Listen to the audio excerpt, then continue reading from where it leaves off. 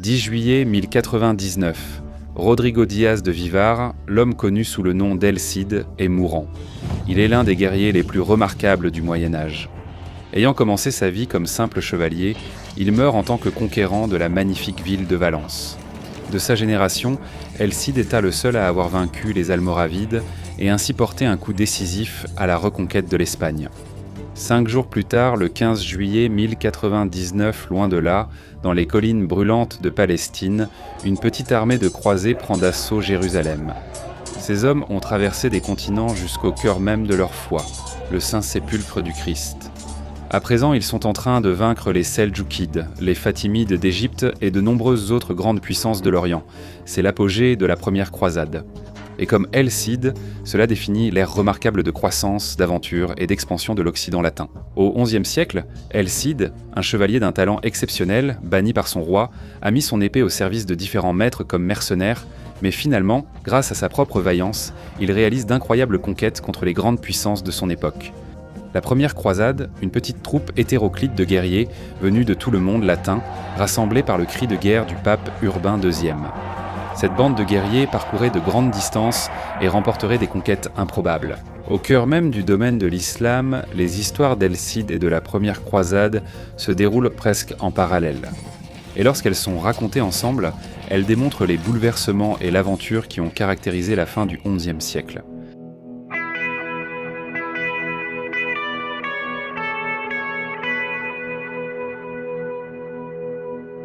Octobre 1086. Le champ de bataille de Saghrajas est trempé de sang.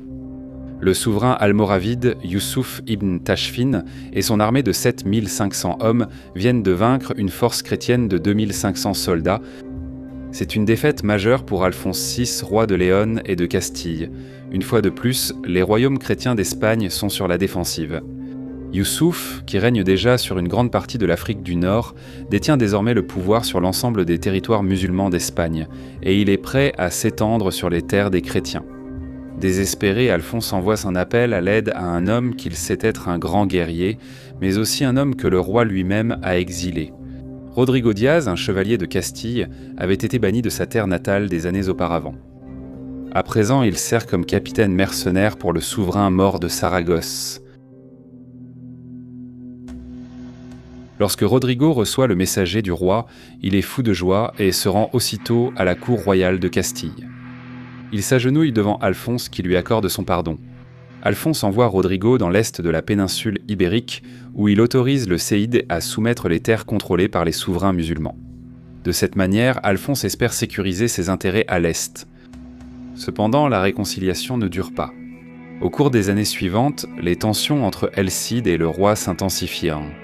Leur relation est une affaire compliquée, longuement débattue par les historiens, et malgré leurs affrontements, El Cid semble avoir toujours soutenu qu'Alphonse restait, d'une certaine manière, son roi. Cependant, vers 1090, El Cid agit à l'est, principalement en tant que chef de guerre indépendant. Avec une petite armée de fidèles, il prélève des tribus auprès des dirigeants musulmans locaux et commence à s'emparer des châteaux de la région. Le dirigeant de Valence, Al-Qadir, offre un tribut somptueux, se faisant ainsi le client de Rodrigo. Les chevaliers du Cid sont bien payés avec l'or valencien. Rodrigo, étonnamment, avec des ressources très limitées, s'impose comme une puissance indépendante dans le Levant de l'Espagne. Cependant, Youssouf, l'un des plus grands généraux de sa génération, est en marche. Il passe les années 1090 et 1091 à nettoyer les villes musulmanes d'Al-Andalus, plaçant Grenade, Murcie, Cordoue et Séville sous son autorité directe.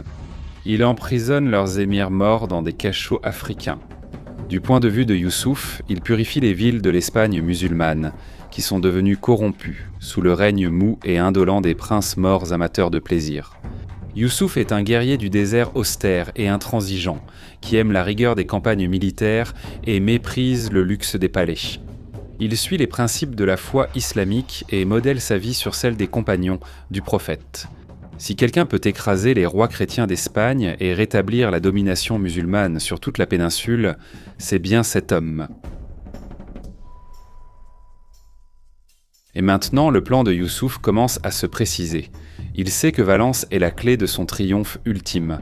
Une fois Valence tombée, Saragosse sera facilement soumise. Ensuite, les Almoravides pourront anéantir le petit royaume chrétien d'Aragon. À ce moment-là, Alphonse VI et les Castillans seront encerclés par une Espagne musulmane renaissante. Des troubles civils se préparent à l'intérieur de Valence. Beaucoup de musulmans de la ville méprisent Al-Qadir pour s'être soumis aux chrétiens El Cid.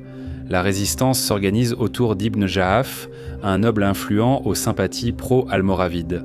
En 1092, Ibn Jahaf organise un coup d'État. La violence éclate dans les rues. Au milieu du chaos, Al-Qadir tente de s'échapper discrètement de la ville. Il se déguise en femme, portant une ceinture ornée de bijoux. Les hommes d'Ibn Jahaf prennent d'assaut le palais. Ils découvrent Al-Qadir caché dans les bains du harem et lui tranchent dans la tête. Ibn Jahaf contrôle désormais Valence. Il envoie un messager aux Almoravides demandant à Youssouf d'envoyer une garnison pour défendre la ville contre El Cid. Rodrigo Díaz se trouve à Saragosse lorsqu'il apprend la nouvelle du meurtre d'Al-Qadir. Désormais, sa propre position dans l'est de l'Espagne est menacée, et les Almoravides pourraient facilement envahir une grande et importante partie de la péninsule. Il mesure l'importance du moment qui s'offre à lui. Au XIe siècle, les chrétiens d'Espagne vénèrent les récits du roi Rodrigue, des Wisigoths et leurs batailles contre les premiers conquérants arabes. Un chroniqueur musulman de Valence rapporte qu'El Cid aurait fait ce commentaire. Un Rodrigo a perdu cette péninsule, maintenant un autre Rodrigo va la sauver. Aussitôt, El Cid quitte Saragosse. Il assiège et capture la forteresse de Saboya, à 9000 au nord de Valence. Il rallie ses partisans, y compris des musulmans qui avaient servi Al-Qadir, et envoie un messager à Valence. Le Cid exprime son indignation face au meurtre d'Al-Qadir et exige que la ville soit remise entre ses mains. Ibn Jahaf refuse. Rodrigo répond par un vœu solennel. Il fera la guerre à Valence jusqu'à ce qu'elle soit sienne. Notre source la plus importante sur la vie d'El Cid, l'Historia Roderici, très probablement écrite par l'un des propres partisans du Cid, raconte comment Rodrigo a fait pression sur Valence. Au mois de juillet, au moment de la récolte, Rodrigo campa près de Valence. Il commença à ravager les récoltes avec ses chevaux et à détruire les maisons situées hors des murs. Voyant cela, les habitants de Valence lui envoyèrent des émissaires pour implorer sa miséricorde. Mais il refusa de leur accorder la paix à moins qu'il n'expulse Ibn Jahaf et son groupe de Valence. Ils ne voulaient pas le faire et se sont enfermés ensemble dans la ville. Le siège de Valence par Rodrigo commence en juillet 1093. Son armée est trop petite pour encercler la ville, il n'a pas de marine, donc il ne peut pas établir un blocus depuis la mer. Sa stratégie consiste à faire pression sur Valence en ravageant systématiquement le territoire depuis ses forteresses de Saboya au nord et Berrecadel au sud. À l'hiver, Valence est dans un état désespéré. Aucun secours n'est arrivé de la part des Almoravides et les habitants meurent de faim. En 1094, ils résistent encore quelques mois. Mais finalement, en mai, Ibn Jahaf accepte de se rendre. El Cid entre dans Valence. Rodrigo, avec une petite armée et des moyens très limités, a soumis l'une des grandes villes de l'Espagne musulmane. Pour El Cid, c'était un moment de réussite profonde. Avec sa femme Jimena et ses 2 filles, Cristina et Maria, il gravit la plus haute tour et contemple la ville resplendissante, remerciant Dieu pour sa générosité. Pendant ce temps, au Maroc, Youssouf ibn Tachfin apprend cette offense. Il organise une grande armée dirigée par son neveu de confiance, Mohamed. Youssouf ordonne à Mohamed de capturer Rodrigo vivant et de le ramener au Maroc. Enchaîné à Valence, El Cid apprend l'avancée des Almoravides. Ibn al-Kama, un chroniqueur musulman originaire de Valence, se trouvait dans la ville pendant cette période tendue et décrit l'anxiété de la population musulmane. Des rumeurs circulent selon lesquelles El Cid va massacrer les morts de Valence avant l'arrivée des Almoravides. Au lieu de cela, le Cid ordonne que tout le fer, les armes et les outils soient confisqués. Il expulse également les hommes morts en âge de porter les armes.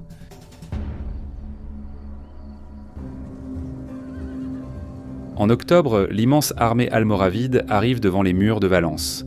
À l'intérieur, les chrétiens entendent le tonnerre des tambours de guerre berbère, alors que leurs ennemis encerclent la ville. Muhammad concentre ses forces sur la plaine de Quarta. L'Historia Roderici décrit l'anxiété des chevaliers de Rodrigo. Ils étaient pour ce peu nombreux, tandis que l'ennemi à l'extérieur des murs était immense et confiant. Mais le Cid exhorte ses hommes à garder courage et à avoir confiance en Christ. Immédiatement, Rodrigo commence à étudier l'armée ennemie et pense avoir identifié une faiblesse. La coalition almoravide est immense, mais pourrait aussi se révéler difficile à manœuvrer. Le Cid pense qu'une attaque soudaine et puissante pourrait semer la confusion dans l'immense armée.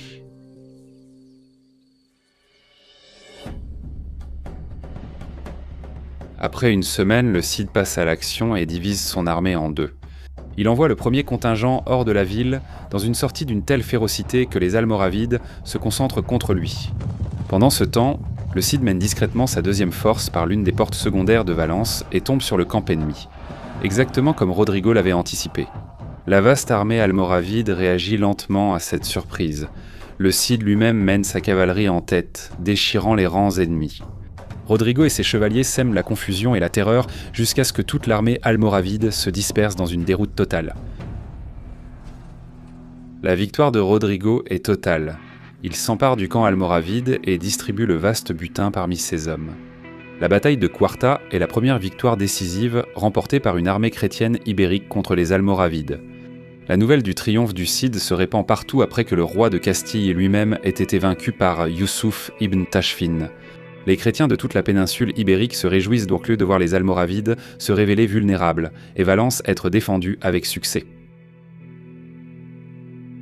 La nouvelle de la victoire du Cid pourrait même parvenir au pape Urbain II, car il s'inquiète depuis longtemps de la situation dans la péninsule ibérique. Urbain a récemment pris des mesures directes pour aider les chrétiens ibériques. Il a même sanctionné leur reconquête comme étant spirituellement méritoire.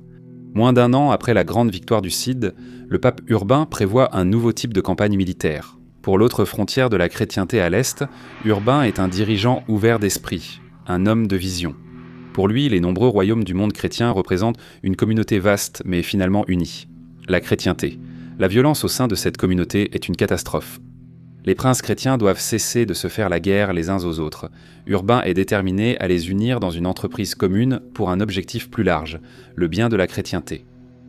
Les royaumes espagnols et leur lutte commune contre les Almoravides sont un modèle. Urbain veut rassembler la chrétienté contre un autre ennemi, les Turcs seldjoukides. Novembre 1095, dans la ville française de Clermont, le pape Urbain II monte sur une estrade au milieu d'un champ. Devant lui se tient une foule d'évêques, abbés, nobles, chevaliers et bien d'autres. Le pape fait un discours qui va changer l'histoire. Il invite les hommes chrétiens à prendre les armes et marcher vers l'Est, où les chrétiens souffrent sous la domination des Turcs seldjoukides. Urbain souligne surtout que Jérusalem, où le Christ fut crucifié, doit être rendue au contrôle chrétien. Le chroniqueur Robert Lemoine rapporte sa propre impression des paroles du pape. Que les actions de vos ancêtres vous émeuvent et stimulent vos âmes à un courage viril. La grandeur de Charlemagne, de son fils Louis et de vos rois qui ont détruit des royaumes païens et les ont intégrés à la chrétienté.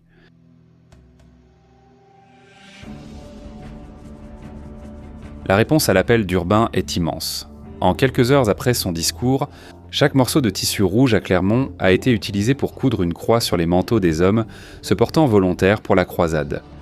Dans tout l'Occident latin, les chevaliers se rassemblent pour l'expédition du pape.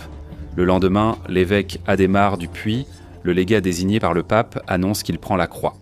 C'est-à-dire en rejoignant la croisade aux côtés de l'évêque, l'un des souverains les plus riches d'Europe proclame également sa participation. Raymond IV le Comte, chevronné et borgne de Toulouse. Raymond règne sur de vastes terres dans le sud de la France et il est en effet plus riche que le roi de France lui-même. À cette époque, il est aussi un homme qui connaît bien l'Espagne. Sa femme, la belle et jeune comtesse Elvira, est la fille du roi Alphonse VI de Léon de Castille. Et Raymond semble avoir séjourné dans le royaume de son beau-père au plus fort des guerres almoravides. Il est possible que Raymond ait perdu son œil en combattant lors de ces mêmes campagnes. Raymond est un vieil homme et aussi profondément pieux. Il a décidé qu'il finirait ses jours à combattre pour Dieu en Terre Sainte. Et ainsi commence l'une des aventures marquantes de l'époque médiévale, la première croisade. En 1096, divers contingents occidentaux partent pour la première croisade. Un homme qui lève une armée et part vers l'Orient est Godefroy de Bouillon, le duc de Basse-Lotharingie. Son père fut un proche compagnon de Guillaume le Conquérant et sa famille compte dans le Saint-Empire romain germanique. Godefroy est influencé par les idéaux de réforme qui dominent désormais la papauté. Parmi ces idéaux figure la notion de croisade. Et cela a profondément marqué Godefroy, qui est un homme pieux. Grand avec de longs cheveux blonds et une barbe blonde, Godefroy est l'image du chevalier idéal. Bien qu'il évite les vêtements ostentatoires, populaires parmi ses pairs, c'est un homme aux goûts austères qui fuit la pompe et le luxe. Godefroy quitte la Lorraine avec son armée en août 1096, avançant vers l'est à travers la Hongrie. Une autre figure majeure de l'époque répond à l'appel du pape. Baumann, membre de la maison normande guerrière de d'Hauteville, qui domine le sud de l'Italie et la Sicile, Baumann est un homme d'une taille et d'une force immense. Anna Kamnena, une princesse byzantine, le décrit dans son livre, l'Alexiote, comme ayant une nature dure et sauvage. Même son rire ressemblait à une menace, se souvient Anna. À l'été 1096, Baumann se trouve avec son oncle, le comte Roger de Sicile, assiégeant une force rebelle à Amalfi, dans le sud de l'Italie. Des croisés en route vers la Terre Sainte passent par là, et Baumann reconnaît l'importance de la nouvelle expédition du pape. Les ambitions de Baumann sont aussi grandes que sa taille et sa force, et il voit là une occasion de gagner des terres pour lui-même, en Orient. Dans un geste dramatique, le gigantesque Normand revêt une croix rouge devant ses hommes à Amalfi, proclamant son intention de partir pour l'Orient. Un groupe modeste mais compétent de guerriers normands se joint à lui, y compris son neveu, Tancrède, âgé de 21 ans, un jeune guerrier ambitieux et talentueux qui a toujours pensé qu'il gagnerait la gloire et la fortune en suivant son oncle. En octobre, Baumann embarque avec sa petite armée depuis le port de Berry. C'est un homme d'environ 40 ans, ayant déjà acquis une réputation de grand commandant. Jeune, il a mené les forces de son père lors d'une attaque contre l'Empire byzantin. Plus tard, Giscard a déshérité son fils aîné. Mais Baumann s'est taillé une principauté par son seul génie militaire, capturant d'importantes terres à son frère. Maintenant, Baumann se lance dans l'aventure qui couronnera sa carrière.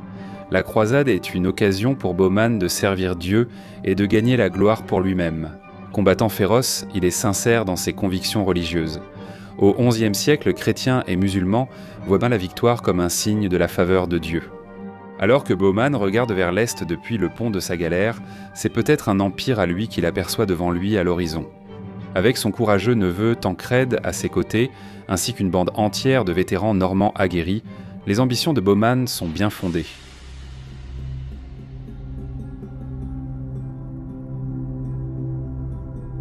Mais le passé de Baumann le rend également suspect aux yeux de l'empereur Alexis.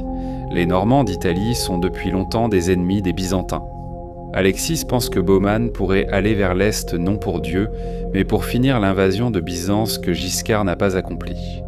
Alors que Baumann et ses Normands belliqueux s'approchent de Constantinople, Alexis Comnène devient de plus en plus inquiet.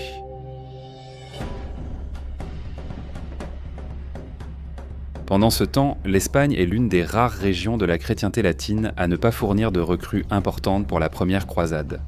Ce n'est pas par manque d'enthousiasme, mais à cause des ordres du pape lui-même. Le pape Urbain a demandé aux chrétiens ibériques de rester chez eux pour tenir la frontière contre les Almoravides en 1096. Rodrigo Díaz el Cid fait exactement cela. Depuis sa victoire à Quarta, il travaille à renforcer ses défenses, mais les chances sont contre lui. La seigneurie d'El Cid sur Valence est une île au milieu du territoire musulman. La question n'est pas de savoir si les Almoravides attaqueront de nouveau, mais quand. Pour renforcer sa position, Rodrigo cherche à conclure une alliance avec le royaume chrétien voisin d'Aragon. En novembre, le nouveau roi d'Aragon, Pedro Ier, conquiert Huesca et se trouve en position de collaborer avec El Cid. Lors d'une tournée sur sa frontière sud, Pedro s'arrête à Valence. Lui et Rodrigo décident de marcher vers le sud pour renforcer la forteresse du Cid à Benecadel, entre Játiva et Dénia. Gardant l'accès sud de Valence, Benecadel revêt une importance défensive vitale.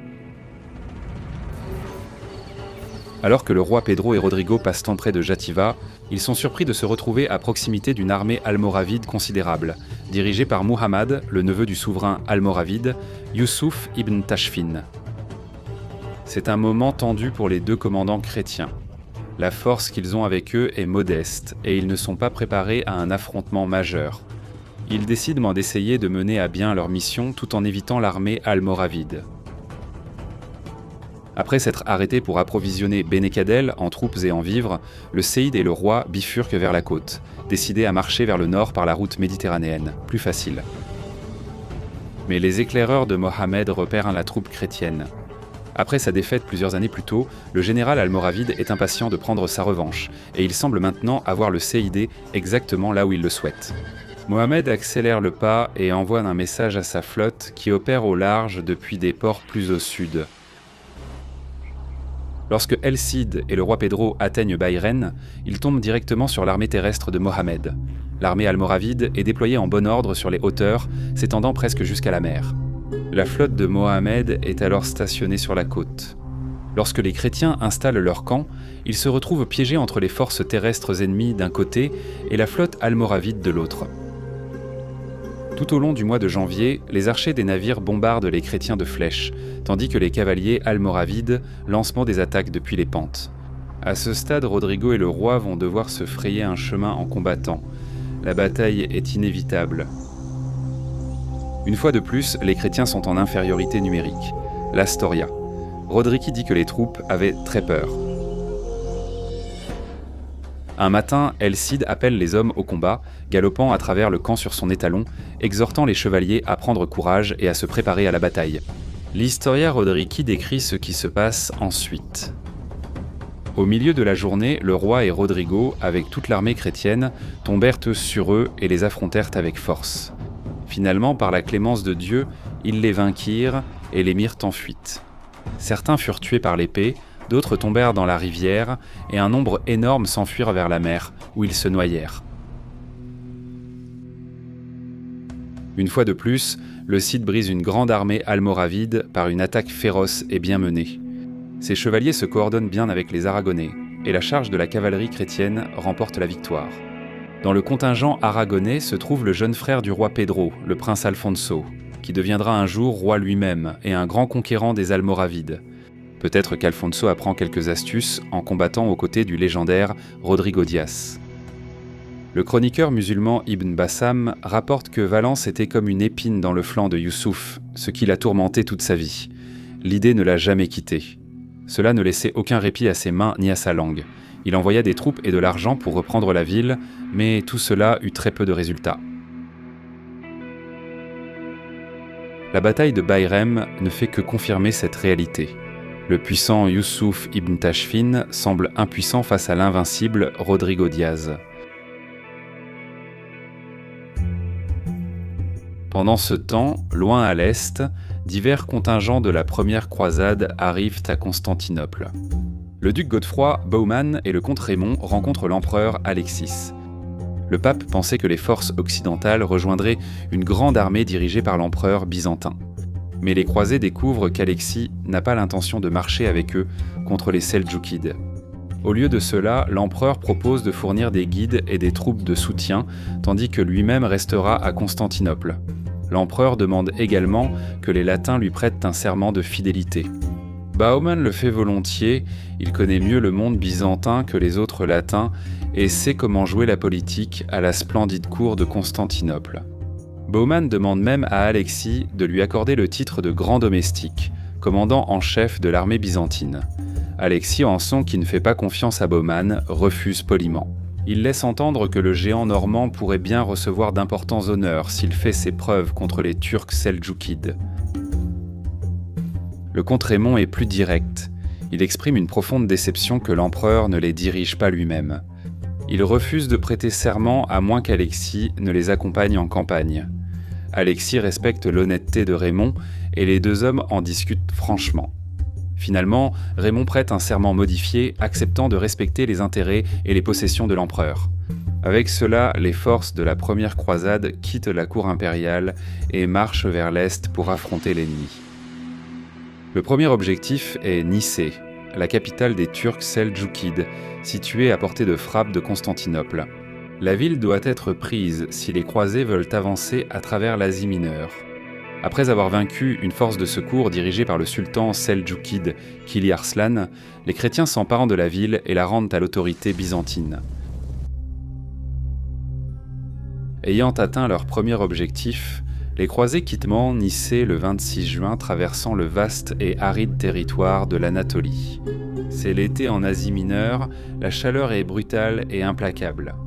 Pire encore, le sultan Kilis Arslan a ravagé le territoire, brûlant les récoltes et détruisant les sources d'eau dans l'espoir d'arrêter l'avancée des croisés et de réduire les problèmes d'approvisionnement. Les princes latins divisent leurs armées, le premier corps étant mené par Bohémond et son compatriote normand, Robert Courteheuse de Normandie, et le second marchant un jour derrière, sous le comte, Raymond et le duc Godefroy pendant la marche. Les espions de Bohémond l'informent que Kili Arslan approche avec son armée, préparant une embuscade. Le soir du 30 juin, alors que ses troupes se dirigent vers la ville byzantine, en ruine de Dorilaoum, Bohémond ordonne à son infanterie d'établir un camp défensif près d'un ruisseau et organise sa cavalerie pour la bataille.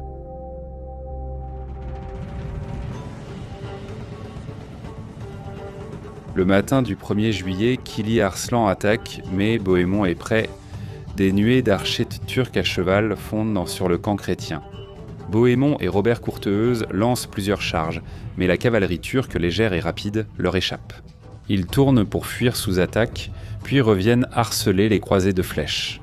Les choses tournent rapidement mal pour les chrétiens, ils perdent des hommes et des chevaux, et même les pèlerins désarmés réfugiés dans le camp sont tués. Un commandant moins expérimenté aurait pu paniquer, mais Baumann réagit aussitôt et efficacement. Il change de tactique et ordonne à ses chevaliers de mettre pied à terre et de tenir leur position. Avec l'infanterie formant un mur de boucliers serré encerclant le camp, les troupes en armure peuvent ainsi protéger les chevaux, les provisions et les pèlerins. Cela fonctionne aussitôt. Les Turcs doivent s'approcher pour attaquer, tandis que les croisés tiennent dans leur position et abattent les cavaliers ennemis. S'aventurant trop près pendant plusieurs heures, les chevaliers croisés et les fantassins tiennent côte à côte dans cette formation serrée, inébranlable face aux assauts turcs de plus en plus désespérés. La chaleur est intense, l'air est chargé de poussière. Les femmes du camp vont et viennent du ruisseau, transportant des seaux d'eau pour les hommes sur la ligne de front. Finalement, cette impasse est brisée par l'arrivée de la deuxième armée croisée. Pris au dépourvu, Kili Arslan n'a pas le temps de réagir. Godefroy et Raymond mènent leurs chevaliers dans une charge qui disperse les Turcs seldjoukides. L'armée de Kili Arslan bat en retraite. Les croisés ont remporté une grande victoire, bien que de justesse. La bataille de Dorilé démontre les capacités de Baumann en tant que général. D'une part, il savait que l'attaque turque allait arriver et il a choisi un emplacement bien approvisionné en eau pour le camp. Enfin, à un moment désespéré, il avait organisé ses troupes de manière si efficace qu'elles ont tenu leur position défensive jusqu'à l'arrivée des renforts. La victoire démontre également la puissance de la charge de cavalerie franque, bien exécutée par Raymond et Godefroy. Mais les Turcs seldjoukides s'étaient également bien comportés, et leur tactique rapide et harcelante s'était révélée très efficace, malgré le résultat final de la bataille. Les Turcs abandonnent l'ensemble de leur camp, rempli d'or et de soieries, de chevaux et d'armes que les croisés s'empressent de saisir. Kili Arslan abandonne sa ville d'Iconium et se retire profondément à l'intérieur de l'Anatolie, espérant désormais éviter les chrétiens alors qu'ils traversent l'Asie mineure. Août 1097. En Espagne, Rodrigo Diaz El Cid reçoit une nouvelle dévastatrice. Son fils unique, Diego, est mort, combattant aux côtés des Castillans contre les Almoravides à la bataille de Consuegra. La présence de Diego dans l'armée du roi Alphonse VI de Léon Castille est considérée par certains historiens comme un signe que le Cid a maintenu sa loyauté envers le roi, malgré leurs relations tendues. Quoi qu'il en soit, la mort de Diego est un coup dur, alors que le Cid est au sommet de sa puissance à Valence. Pendant ce temps, en Asie mineure, Baumann, Godefroy de Bouillon et l'armée de la première croisade avancent en Syrie et se retrouvent face à l'une des villes les plus puissantes jamais construites, Antioche. Ceci est l'histoire de deux grands moments pour l'Occident latin du XIe siècle, le Cid en Espagne et la première croisade en Terre Sainte. Octobre 1097, les soldats de la première croisade émergent d'une chaîne de montagnes syriennes et aperçoivent une forteresse imprenable, Antioche. Autrefois la troisième plus grande ville de l'Empire romain, à la fin du XIe siècle, Antioche est encore l'une des forteresses les plus puissantes du monde. Une ville tentaculaire, aux murs massifs défendue par des tours de 140 mètres de haut. La population de la ville est principalement grecque et arménienne, mais elle est gouvernée par Yagi Sihan, un émir turc seldjoukide, et sa garnison d'environ 5000 soldats turcs. Si les croisés veulent avancer, ils devront prendre cette ville.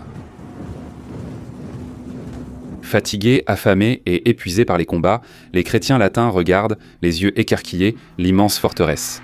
C'est un spectacle démoralisant. Leur armée d'environ 40 000 hommes est considérable, mais ils ne peuvent pas complètement bloquer la ville. Comment parviendront-ils jamais à prendre Antioche ? Alors que les croisés s'installent pour un siège et que l'hiver approche, la principale préoccupation du commandant passe de la prise de la ville à l'approvisionnement en vivres. La faim et le froid affligent terriblement l'armée. Le chroniqueur Fulcher de Chartres décrit les conditions misérables. Ensuite, les affamés dévorent les stocks de fèves encore en train de pousser dans les champs, de nombreuses sortes d'herbes non assaisonnées de sel et même des chardons qui, faute de bois de chauffage, n'étaient pas bien cuits et irritèrent donc la langue de ceux qui les mangeaient. Ils mangeaient aussi des chevaux, des ânes, des chameaux, des chiens et même des rats. Les pauvres mangeaient en même les peaux des animaux et les graines de céréales trouvées dans le fumier.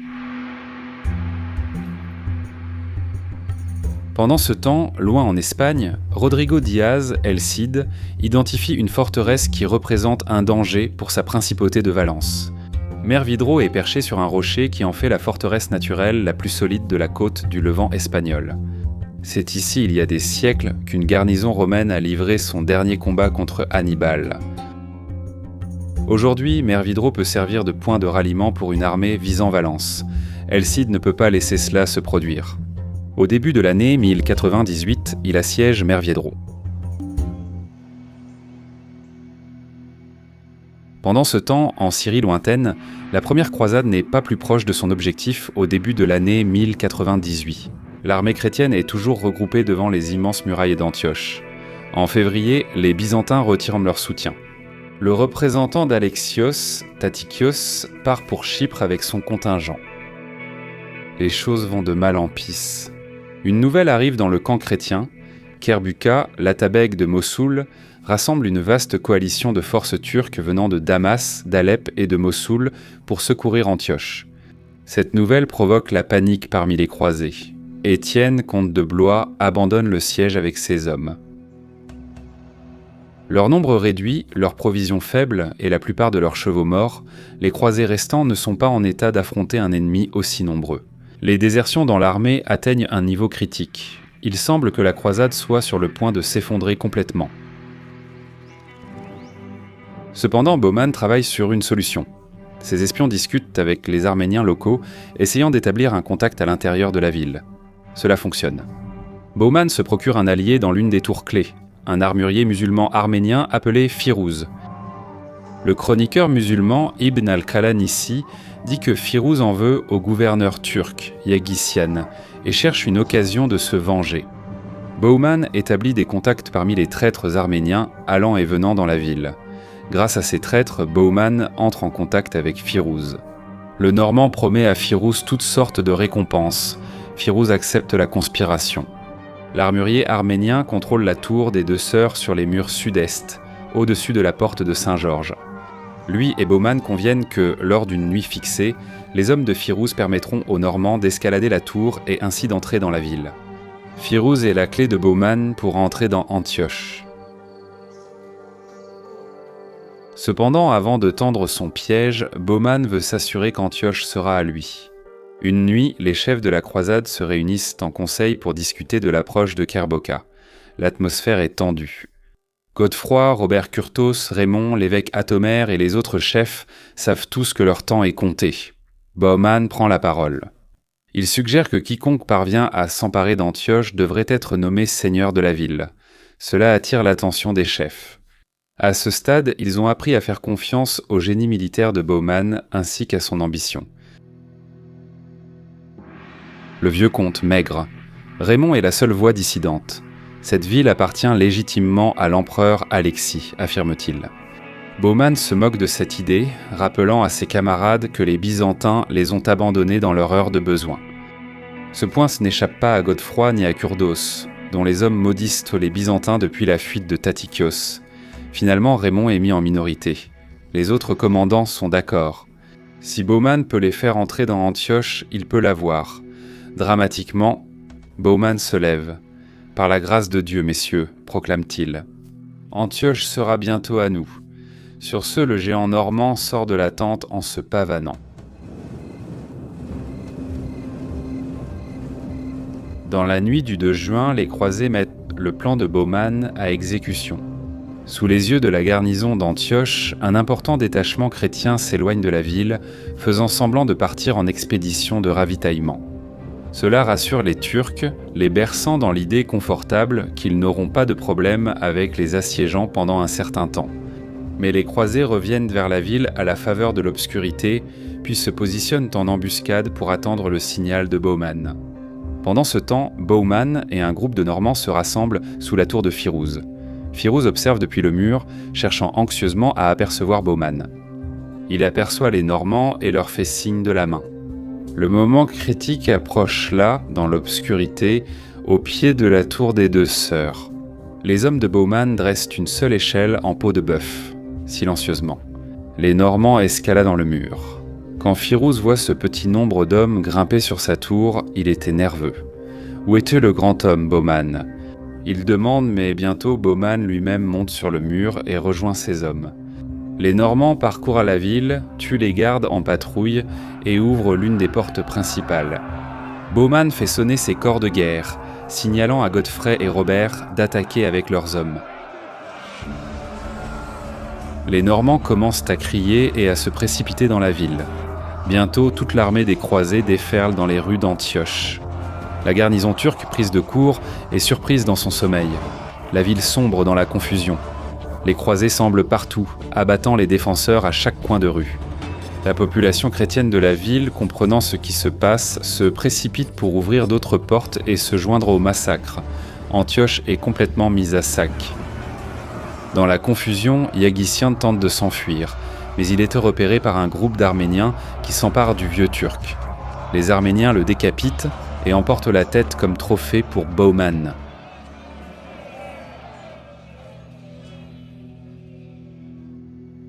Au matin, il ne reste pratiquement plus un seul Turc vivant dans la ville. Les croisés contrôlent désormais Antioche. Un reste de la garnison parvient à tenir dans la citadelle. Bauman déploie ses troupes autour de la citadelle. Mais pour l'instant, les Turcs défendent cette position. Pour ces derniers défenseurs, leur seul espoir est Kerbokha, qui est en route. Même maintenant, le dernier espoir des Turcs dans la citadelle est une source de grande crainte pour les croisés. Ils se sont emparés d'Antioche, mais maintenant, eux-mêmes seront bientôt assiégés. Ils ont peu de temps pour consolider rapidement leur position. Ils remercient Dieu.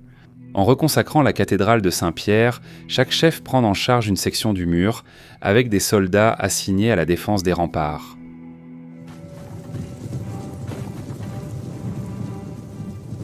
Quelques jours plus tard, l'énorme coalition de Kerbakha apparaît devant Antioche, observée depuis les remparts. Les croisés sont malades de peur, bien que la faim les rende également malades.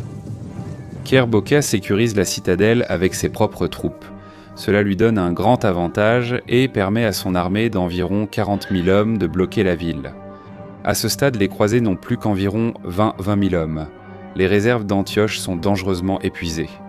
Plutôt qu'un prix, il semble que la ville sera un tombeau pour les chrétiens. À ce moment sombre, pour la première croisade, un pèlerin nommé Pierre Barthélemy se présente devant l'évêque Adhémar et le comte Raymond. Saint-André. L'apôtre m'est apparu en vision, dit Pierre, et m'a dit que la sainte lance qui était Crantinan, qui a percé le flanc de notre Seigneur Jésus-Christ, est enterrée sous la cathédrale Saint-Pierre, ici dans la ville d'Antioche.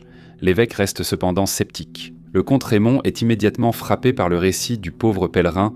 Le comte ordonne une excavation. Les croisés se pressent dans l'ancienne église. Les fouilles commencent sous la chapelle sud. Finalement, après presque toute la journée, Pierre lui-même se trouve dans la partie la plus profonde du trou. Soudain, le pèlerin bondit hors du trou, brandissant un vieux morceau de fer. « Sardesso !»« C'est la lance !» crie Pierre. « C'est la lance du Christ, et grâce à cette sainte relique, nous serons victorieux. » Aujourd'hui, nombreux sont ceux qui doutent de l'authenticité de la découverte de Pierre, mais pour les croisés alors piégés à Antioche, c'est sans conteste un signe de la présence de Dieu. Les chrétiens sont fous de joie et jurent de combattre avec la sainte lance comme étendard. Pendant ce temps, Bauman, le géant normand, est stimulé plutôt qu'ébranlé par la situation. Il est fait pour de tels moments de péril. Avec moins de 150 chevaux et une armée affamée et affaiblie, Bauman élabore son plan de bataille. Ce même mois de juin, Elcide resserre l'étau autour de Merviedro. Il conclut un accord avec les défenseurs qui acceptent de se rendre. Le 24 juin, jour de la fête de la naissance de Saint Jean, Rodrigo déclare que les morts doivent évacuer le château avant cette date. Quiconque restera dans la ville sera soumis à un sort horrible. La plupart des défenseurs partent immédiatement, et le 24 juin, Rodrigo entre dans Merviedro. Il y installe une garnison. Elcide a maintenant fait tout ce qu'il pouvait pour sécuriser ses conquêtes par la force des armes. 4 jours plus tard, en Syrie, la bataille d'Antioche commence le 28 juin. Bauman choisit la porte du pont comme point de sortie, plaçant les Latins sur la rive ouest de l'Oronte, empêchant les troupes turques sur la rive est de les engager rapidement. Une division d'archers sort la première, pilonnant les Turcs de flèches, repoussant la première ligne de Kerboka et ouvrant un passage.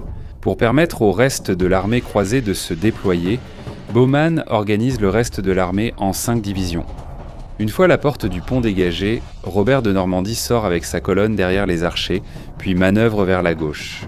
Ensuite, Godefroy de Bouillon sort avec les Lotharingiens et les Allemands, suivi par l'évêque Adhémar, qui mène les Français du sud. Chaque division s'épanouit vers la gauche en demi-cercle. Bauman commande le plus grand et dernier contingent, ce qui lui permet d'apporter son aide à n'importe quelle partie de l'armée. Une fois que Kerbuka voit les croisés sortir de la porte du pont, il a 2 options. Attaquer immédiatement avec sa force principale ou attendre et affronter les croisés lors de la bataille. Sur un terrain de son choix, Kerboga choisit la seconde option. Il veut permettre aux croisés de se déployer complètement afin de pouvoir les détruire d'un seul coup magistral et les empêcher de se replier dans Antioche. Pendant que la force principale de Kerboga reste en retrait, les croisés sont violemment attaqués par les troupes avancées musulmanes. Les Turcs devant la porte du pont lancent une contre-attaque, suivie d'un assaut des Turcs. Déferlant depuis les positions devant la porte de Saint-Paul et la porte du Duc, et surtout les Turcs, positionnés devant la porte de Saint-Georges, commencent rapidement à traverser la rivière et à prendre les croisés à revers. Les chrétiens sont encerclés militairement, la situation est sombre.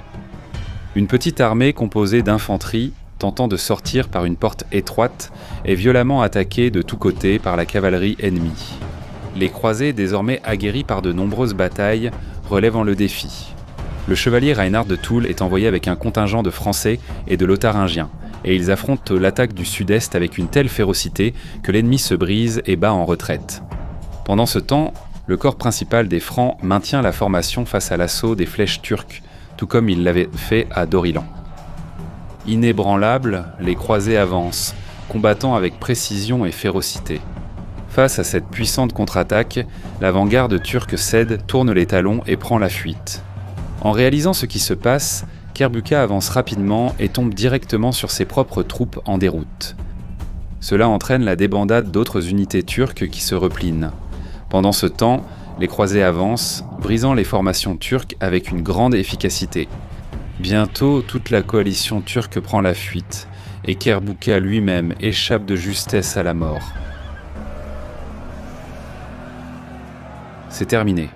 Une bande de croisés épuisés et affamés a complètement anéanti une immense armée ennemie bien équipée. En quelques heures, les troupes turques à l'intérieur de la citadelle se rendent à Bauman. Désormais, toute Antioche est solidement entre les mains des chrétiens. C'est une victoire stupéfiante. Juillet 1098. Les croisés viennent de remporter une victoire cruciale sur l'atabeg turc, Kerbaka. L'archer normand agit rapidement pour établir son contrôle personnel sur Antioche. Les chefs de la première croisade décident de laisser reposer leur armée dans la ville jusqu'en novembre, plutôt que de marcher vers Jérusalem pendant les mois les plus chauds après les épreuves du siège. C'est une décision sage. Cet été-là, une épidémie de typhus frappe Antioche. Tragiquement, l'évêque Athomer fait partie des victimes. C'est un coup dur pour l'armée, car l'évêque avait été une figure unificatrice, surtout au milieu des désaccords amers entre Baumande et le comte Raymond de Toulouse. Dans la tristesse, les croisés se rassemblent dans la cathédrale Saint-Pierre pour enterrer leur évêque. La mort d'Athomer élargit le fossé entre les deux principaux chefs de la croisade, Bauman et le comte. Raymond Baumande est un bretteur bruyant et coriace, un homme physiquement imposant qui domine le conseil de guerre. Le Normand est un tacticien brillant et inspire les hommes par son propre courage, mais il est aussi sans scrupules et guidé par l'ambition personnelle. Raymond, en revanche, est grand et vieillissant, calme et digne. Malgré sa silhouette mince, il se tient avec une solennité qui impose le respect. Il est profondément attaché à tenir sa parole, mais il est aussi maussade et enclin à l'amertume lorsqu'il est déçu. Le 5 novembre, les chefs se réunissent en conseil dans la cathédrale Saint-Pierre. Godefroy de Bouillon est présent, ainsi que Robert Courteheuse et d'autres commandants. Le maigre, le vieux comte. Raymond insiste pour que Bauman rejoigne les autres pour la marche sur Jérusalem. Cela irrite Bauman, qui souhaite rester à Antioche pour consolider sa base de pouvoir. Raymond insiste sur le fait qu'il n'a jamais accepté que Bauman possède Antioche, et qu'il ne l'acceptera jamais à moins que le Normand n'aide à la conquête de Jérusalem. Les chroniqueurs rapportent que Godefroy et Robert soutiennent Bauman, mais Raymond reste ferme. Bauman exprime effrontément son mépris pour l'entêtement de Raymond. Le conseil se termine sans solution trouvée. Pendant des mois, la querelle entre Raymond et Bauman paralyse la croisade. Cela met en colère les soldats ordinaires de l'armée. Ils convoquent leur propre conseil, appelant Raymond à se présenter devant eux. Le vieux comte se présente. Les hommes expliquent au comte qu'ils sont déterminés à s'emparer de Jérusalem et qu'ils ne toléreront plus aucun retard. Ils demandent à Raymond de les conduire maintenant. S'ils refusent, ils partiront seuls, avec la Sainte Lance comme étendard. Cet ultimatum touche Raymond. Le comte est déterminé à contrecarrer Bauman, mais sa propre piété l'émeut également. Il ne refusera pas la demande des pèlerins. Enfin, Raymond de Toulouse conduit l'armée croisée vers le sud, en direction de la Palestine. Le premier jour, le vieux comte décharné marche pieds nus, symbole du pèlerinage. Robert Courteheuse et le duc Godefroy rejoignent le comte et le jeune Tancrède part avec une troupe de Normands. Bauman reste derrière avec défi pour s'occuper de sa nouvelle principauté. Enfin, après des mois de retard, l'armée des croisés avance. En juin, les croisés occupent la côte centrale de la Palestine, s'emparant de Jaffa et de Ramla. Jérusalem n'est plus qu'à 30 miles. Leur armée compte environ 1200 chevaliers et peut-être 11 000 fantassins. Ils ont atteint la dernière étape de leur marche, qui a commencé loin à l'ouest de l'Europe. Ils ont parcouru des distances comparables aux grandes expéditions d'Alexandre le Grand. Ils sont partis. Tancrède part en avant avec un petit groupe, et le 6 juin, le Normand est accueilli à Bethléem par les chrétiens locaux. Enfin, le 7 juin, les croisés atteignent le sommet de la route principale, reliant la côte à la ville sainte. Ce point, longtemps connu des pèlerins sous le nom de Montjoie, marque le premier moment où les croisés posent les yeux sur Jérusalem. Pour ces pèlerins épuisés par la bataille, c'est un moment d'euphorie. Les fantassins tombent à genoux, les chevaliers descendent de cheval pour embrasser le sol. Ils sont arrivés. La Gesta Tancredi, écrite par le chapelain normand Raoul de Cannes, décrit le premier aperçu de la ville sainte par Tancrède. En apercevant Jérusalem pour la première fois au loin, Tancrède la salua. Il posa ses genoux à terre, fixa ses yeux sur la ville et son cœur vers le ciel. À ce moment-là, le puissant califat fatimide d'Égypte règne sur Jérusalem. Le gouverneur fatimide, Iftikhar, dispose d'une garnison solide et de nombreuses armes, provisions et réserves d'eau à l'intérieur de la ville. Par mesure de précaution supplémentaire, Iftikhar expulse la population chrétienne de Jérusalem. Iftikhar n'a qu'à tenir la ville contre les croisés jusqu'à l'arrivée d'une armée de secours venant du Caire. D'un autre côté, les croisés sont réduits en nombre, manquent de ravitaillement et n'ont absolument aucun équipement de siège. C'est le plein été et les hommes d'Iftikhar ont empoisonné tous les puits locaux. Les chrétiens locaux, récemment chassés de Jérusalem par le gouverneur fatimide, rejoignent les croisés dans leur camp et les aident à localiser quelques-unes des sources d'eau restantes dans la région. Les chrétiens expulsés de Jérusalem s'avèrent être de précieux alliés pour les croisés. Le 17 juin, les croisés reçoivent un renfort crucial lorsqu'une flotte anglaise arrive à Jaffa. Les troupes chrétiennes, chargées de vivres et de bois, assemblent aussitôt échelles et tours de siège, mais doivent agir vite. Car dès juillet, la nouvelle arrive que le vizir égyptien, Al-Afdal, rassemble une armée pour marcher contre eux. Dans ce moment désespéré, les croisés se tournent vers Dieu. Guidés par les évêques et les prêtres portant des reliques sacrées, l'armée fait le tour de Jérusalem pieds nus, chantant des psaumes et implorant le ciel pour obtenir de l'aide. La procession se termine sur le mont des Oliviers, un lieu saint pour ses soldats. Ici, Pierre l'Ermite prononce un sermon retentissant sur la sainteté de la tâche à accomplir. Les hommes sont inspirés, ils sont prêts à lancer une attaque contre la ville. Les croisés s'activent pour achever leur tour de siège. Des peaux d'animaux trempés dans du vinaigre protègent les structures en bois du feu. Le 10 juillet, les énormes tours de siège sont prêtes. Pendant ce temps, à cet instant précis, loin de la Palestine, Rodrigo Diaz, le héros connu sous le nom d'El Cid, est en train de mourir. Il a maintenant 56 ans. Les efforts de 100 campagnes, ainsi que sa grave maladie survenue 9 ans plus tôt à Daroca et la sérieuse blessure au cou qu'il a subie lors d'une escarmouche à Albarracín, pèsent lourdement sur lui. Les poètes disent que ses pensées reviennent à son exil et qu'il garde encore une certaine amertume envers le roi Alphonse VI. « L'exil fut toute la récompense que j'ai reçue de sa part », aurait déclaré le Cid. Mais en réalité, nous ne connaissons pas les derniers mots de cette grande figure du XIe siècle. Mais le fait qu'il meure seulement quelques jours avant que la première croisade ne lance l'assaut final sur Jérusalem est plutôt poétique. Le Cid, comme les hommes de la première croisade, est un aventurier dont le courage et la vigueur l'ont élevé du rang d'homme ordinaire à celui de légende. Une telle ascension reflète précisément l'essor de l'Occident latin durant cette période, passant d'une région marginale à une puissance dynamique de l'époque.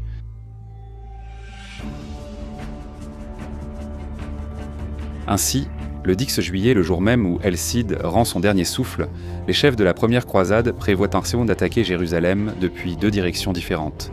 Raymond de Toulouse mène une attaque depuis le sud contre la porte de Sion, tandis que les forces de Godefroy de Bouillon sont concentrées au nord contre la tour quadrangulaire.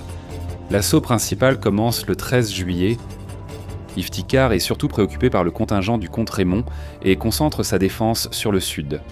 Les hommes de Raymond livrent un combat intense et, le 14 juillet, ils parviennent à amener leur tour jusqu'au mur.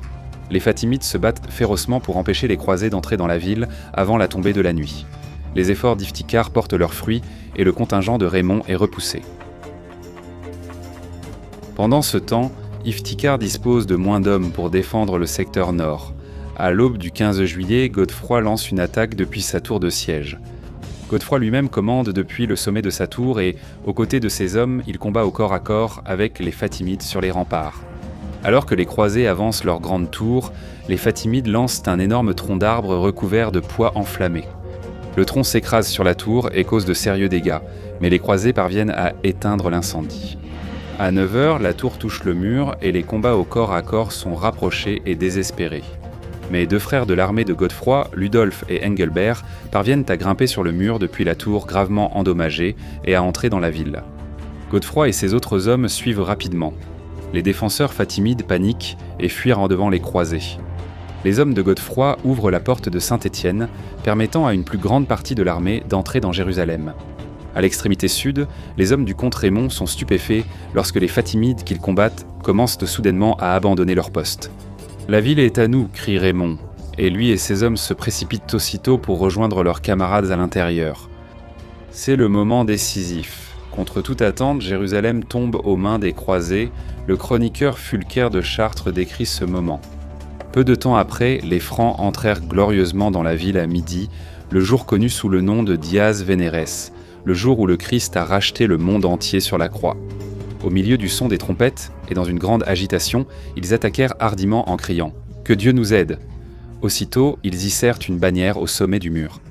Les païens, terrifiés, échangèrent leur audace contre une fuite éperdue dans les rues étroites de la ville. Plus ils fuyaient rapidement, plus ils étaient poursuivis rapidement.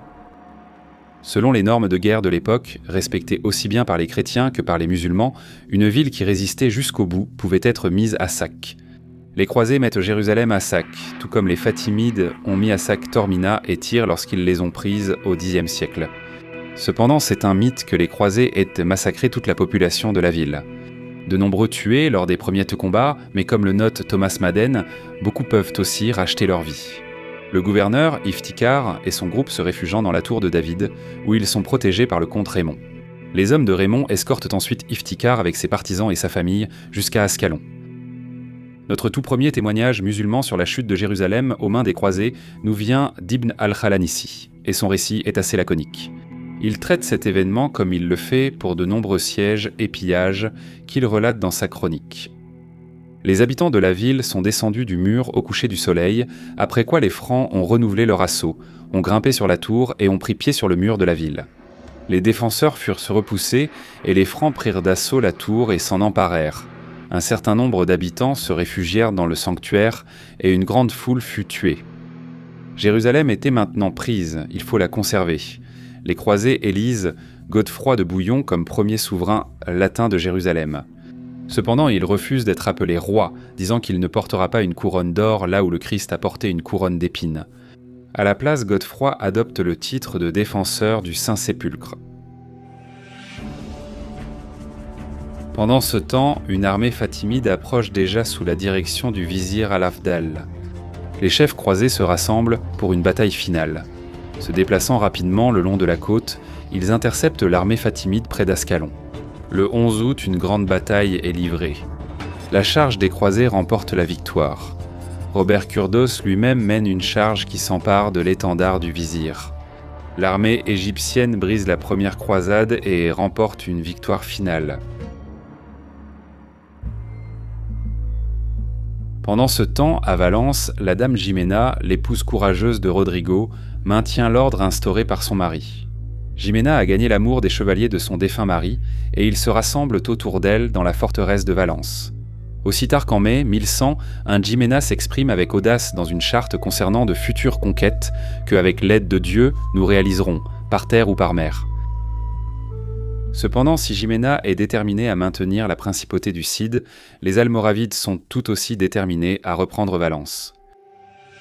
À la fin de l'été 1101, une grande armée almoravide assiège la capitale du Cid. Le siège se prolonge tout au long de l'hiver. Jimena envoie un appel désespéré à l'aide au roi de Castille. Au printemps suivant, Alphonse VI, qui s'est si souvent opposé à Rodrigo, répond à la dame du Cid. Il marche sur Valence avec son armée, les Almoravides battent en retraite. Plutôt que de l'affronter sur le champ de bataille, le roi passe un certain temps à essayer de décider quoi faire. Après avoir soigneusement reconnu la région, Alphonse décide que Valence n'est pas défendable. La ville est trop profondément située en territoire mort pour que les Castillans puissent la défendre. Alphonse informe dame Jimena qu'il va évacuer et détruire la ville. Au cours du mois d'avril, les chrétiens rassemblent tout ce qu'ils peuvent. Jimena et les chevaliers du CID préparent avec amour le corps de Rodrigo pour le transport, puis ils ramènent ses restes avec l'armée d'Alphonse vers la Castille. Les troupes d'Alphonse rasent Valence jusqu'au sol. Une fois que l'armée royale est de retour en Castille, Jimena et ses compagnons réaniment El Cid, dans la terre de son pays natal. Rodrigo est né castillan, et maintenant la Castille sera son lieu de repos. Le chroniqueur musulman Ibn Bassam méprise El Cid, mais il écrit néanmoins à son sujet de cette façon. Cet homme, le fléau de son temps, par son appétit de gloire, par la prudente fermeté de son caractère et par sa bravoure héroïque, était l'un des miracles d'Allah. L'Astoria Rodericki fait son éloge ainsi. Tant qu'il vécut en ce monde, il remporta toujours un noble triomphe sur ses ennemis. Jamais il ne fut vaincu par aucun homme. Maintenant, regardez notre vidéo sur la reine Isabelle d'Espagne et sa conquête de Grenade en 1492, cliquez sur le lien qui s'affiche à l'écran. La vidéo sur la reine Isabelle est aussi dans la description ci-dessous.